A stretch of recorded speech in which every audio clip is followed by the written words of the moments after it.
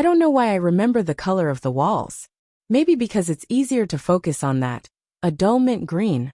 Like the kind of ice cream that never quite melts in your mouth. Too muted to be soothing. Maybe it's because I can't bear to remember the look on her face when everything fell apart. Claire was still sweaty and exhausted. But there was something sharp in her eyes when she grabbed the birth certificate from the nurse's hand. His name will be Benjamin, she said, pressing the pen to the paper. Benjamin Ruth Parker. Ruth. Her mother's name, not mine. Not even a middle name to acknowledge my side. I took a step closer, trying to steady my voice. But my hands were already shaking. Claire, we talked about this, I said. We agreed his middle name would be James, after my father. She didn't even look at me, her grip on the pen tightening. I changed my mind, she muttered, her voice colder than I had ever heard it. I swallowed hard, feeling something dark stirring in my chest. Claire, this isn't fair. We're in this together. Her head snapped up, her exhaustion giving way to something colder, something that wasn't just tiredness. Together? You think you get a say? She laughed, but it wasn't a laugh. It was a humorless, biting sound. You should be grateful I even let you in the delivery room. The words hit me harder than I expected, and I felt a tightness in my stomach, the room shrinking as I tried to keep myself together. The nurse beside her shifted awkwardly, her eyes flicking nervously to me. Then, just loud enough for me to hear, she whispered, "Want me to tell her the truth?" A chill ran down my spine. The truth? Claire frowned, her grip on the pen faltering. What did you just say? The nurse stood straighter, her expression unreadable. Mr. Parker, would you mind stepping outside with me for a moment? Claire scoffed, her eyes flashing with irritation. Oh, for God's sake, don't try to gang up on me. Whatever you have to say it here. The nurse's lips pressed together in silence, but there was something more to her hesitation. It was as if she knew what was about to be said and didn't want to say it. But then she spoke. Your son's blood type doesn't match your husband's, she said, her voice quiet but firm. For a moment everything stopped. The distant beeping of the heart monitor, the hushed voices of nurses outside.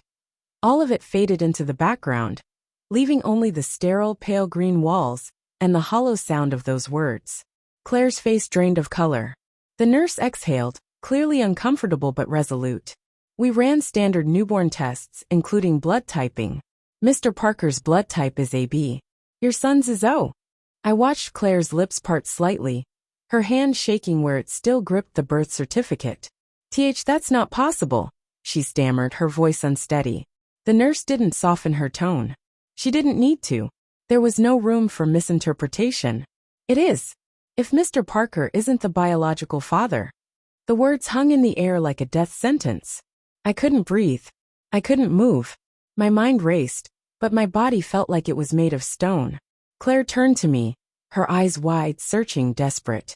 James, she whispered, and I took a step back, the world tilting around me. My throat was dry. My stomach twisted into knots. Tears welled up in her eyes. It's not what you think. I let out a hollow laugh, shaking my head. Not what I think. My voice cracked. Claire, are you seriously about to stand there and tell me this is just some kind of mistake? She blinked rapidly, shaking her head. But then she stopped all of a sudden, stopped like something inside her caved in. I could see it in her eyes. She knew. She knew the light had unraveled, and there was no stitching it back together. The room felt too bright, too cold. The sterile air pressed in on me, suffocating. All I wanted to do was leave, but my body wouldn't obey. Not yet. My voice came out quieter than I expected, barely more than a whisper. Who is he? She squeezed her eyes shut, and when she opened them, there was nothing left to hold on to. It was a mistake, she whispered. A mistake. A mistake like forgetting to buy milk. Like running a red light. I sucked in a breath, my chest tightening. How long? I asked. Her lips trembled as she turned away. 8 months. I nodded, the bitter taste in my mouth burning like acid. 8 months. So before we even knew you were pregnant. Tears spilled down her cheeks. It didn't mean anything, she said, her voice breaking. It meant something to me, I said, my own voice thick with a grief I hadn't prepared for. The silence stretched between us, heavier now. The nurse shifted uncomfortably in the background, no doubt sensing the tension. I'll give you both some privacy, she said, her voice soft. As soon as the door closed behind her, Claire reached for my hand. But I pulled away. James, please, she whispered. I shook my head, my own rage simmering beneath the surface. You knew, didn't you? Somewhere deep down you knew. That's why you didn't want him to have my name. A strangled sob escaped her lips. I was scared. I ran a hand through my hair, the buzzing of my body a mix of rage and devastation. You should have told me. I couldn't, she whispered. I stared at her. The woman I had loved. The woman I thought I knew. And then, I did what I never thought I would. I turned away. James! She cried my name as I walked toward the door, but I didn't stop. Not even when I stepped into the hallway, where the nurse gave me a quiet, understanding look. I wasn't ready to think about what came next. About paternity tests, lawyers, and the fact that the boy in that room, the one I had been ready to call my son, wasn't mine. But I knew one thing. I deserved better. And this time, I wouldn't let her take that choice away. I walked out of the hospital that day, leaving behind the pale green walls, the birth certificate, and the life I thought I had. For the first time in months, I could finally breathe.